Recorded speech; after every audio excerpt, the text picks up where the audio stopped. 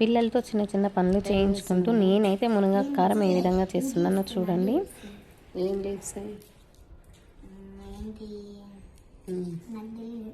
తెలియదా? నీకు తెలుసా? కాదు, కొత్తిమీర, కాదు. గోంగూర, మునగాకు ఉంటుంది, ములక్కాయ చెట్టు ఉంటుందా? డ్రమ్ స్టిక్ చెట్టుది లీవ్స్. డ్రమ్ స్టిక్ చెట్టు లీవ్స్.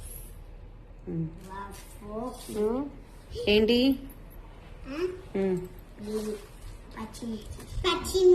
పచ్చిమిర్చి కాదు, రెడ్ చిల్లీస్. తీ అట్లానేనా తీసేది?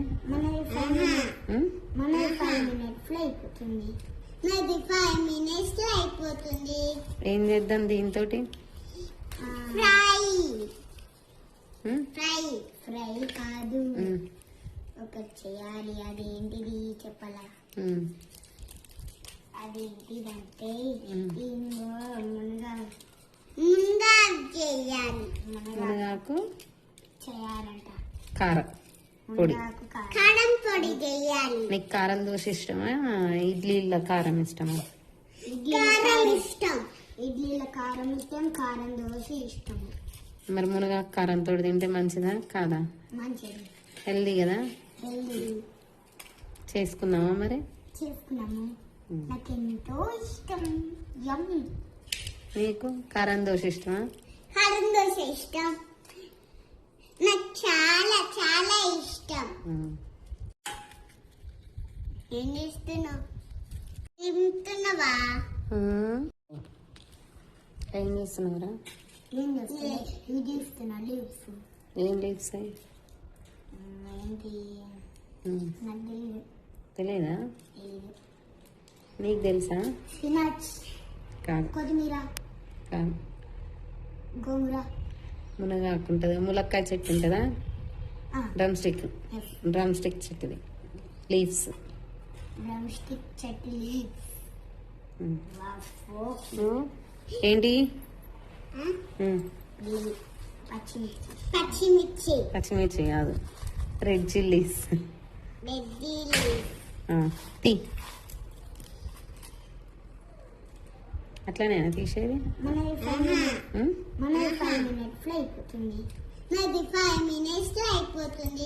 ఏం చేద్దాం దీంతో? ఫ్రై కాదు, ఒకటి చేయాలి. అదేంటిది చెప్పాలా? అదేంటిదంటే ముందుగా చేయాలి. మునగాకు చేయాలంట కారం పొడి. కారం పొడి చేయాలి. నీకు కారం దోశ ఇష్టమా, ఇడ్లీలో కారం ఇష్టమా? కారం ఇష్టం. ఇడ్లీలో కారం ఇష్టం, కారం దోశ ఇష్టం. మరి మునగాకు కారంతో తింటే మంచిదా కాదా? మంచిది, హెల్దీ కదా. హెల్దీ. చేసుకుందామా మరి? చేసుకున్నాము.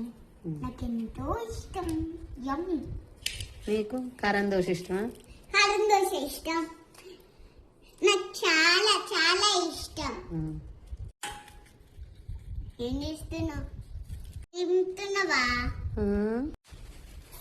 మమ్మీ నేను ఇది ఫ్రై చేయాలి. మిర్చి ఎండకు పెట్టిరాపో. ఎండకు పెట్టిరా పూరి. అక్కడ పెట్టేసి ఆకు కూడా కొంచెం లైట్గా.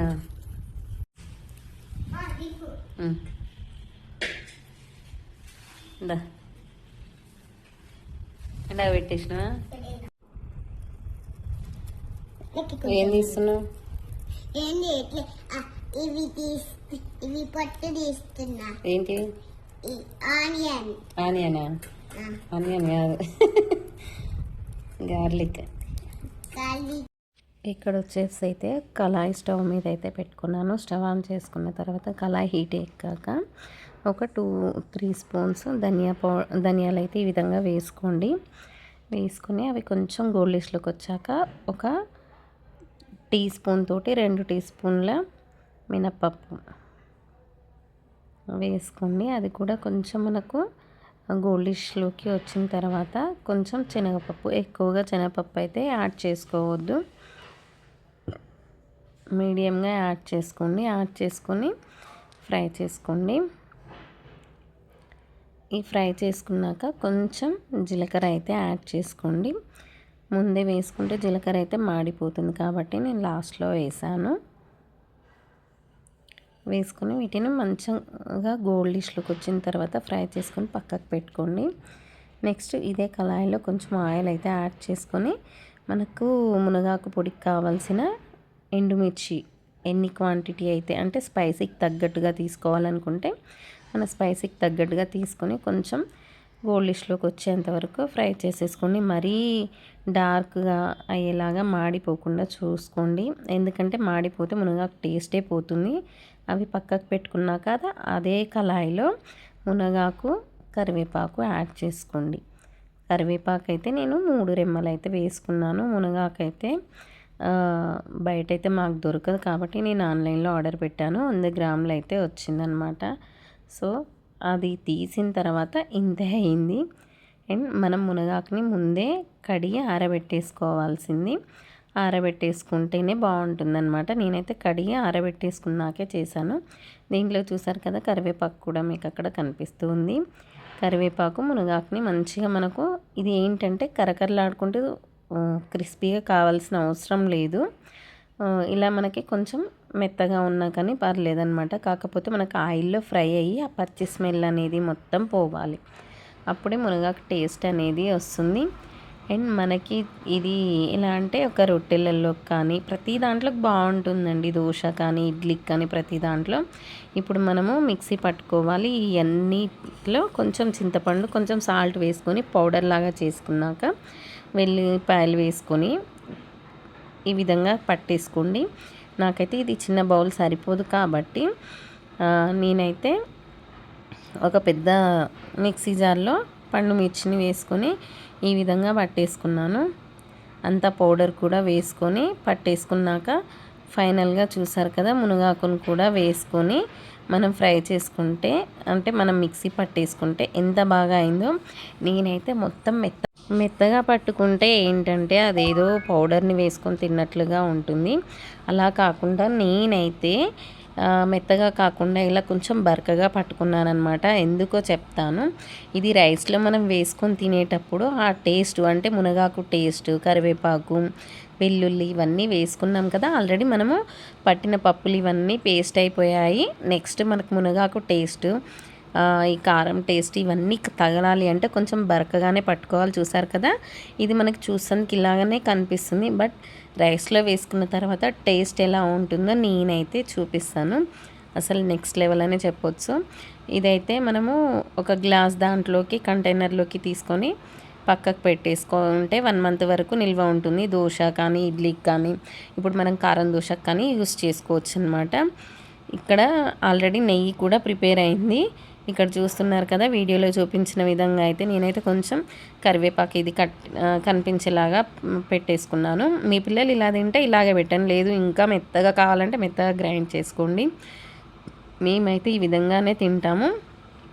చాలా బాగా వచ్చిందనమాట. ఇలా ఉంటే ఇంకా టేస్ట్ అయితే నెక్స్ట్ లెవెల్లో ఉంది. మరీ కార పౌడర్ లాగా కాకుండా ఇలా కొంచెం బరకగా పట్టుకోండి. చూడండి, మరీ బరక అనేది ఏమీ లేదు, కనిపిస్తుంది అలాగనే. ఇప్పుడు అన్నంలోకి కొంచెం కారం వేసుకొని నెయ్యి వేసుకొని ఇలా యాడ్ చేసుకొని చూడండి. ఇప్పుడు మనకు వీడియోలో ఏంటంటే కొంచెం బరకగా కనిపించింది కదా, రైస్లో కనిపిస్తే చూడండి మరీ అంత బరకేమీ ఉండదన్నమాట. చాలా టేస్ట్ అయితే నెక్స్ట్ లెవెల్ అనమాట. ఆహా, దీంట్లో కానీ అసలు కొంచెం రసం కానీ అలాంటివి ఏమన్నా ఉన్నా కానీ నెక్స్ట్ లెవెల్ అనమాట. మా పిల్లలు చూడండి ఎలా చెప్తున్నారో, కొత్త ఫస్ట్ టైం అనమాట. బట్ ఈ వీడియో తర్వాత అయితే మా ఫస్ట్ టైం తింటున్నారు. సో అందుకని చెప్పేసి కొంచెం ఫస్ట్ ఎక్స్ప్రెషన్స్ అలా ఇచ్చారు. బట్ చాలా బాగుందండి, నెక్స్ట్ లెవెల్లో ఉంది. ట్రై చేసి చెప్పండి ఎలా వచ్చిందో.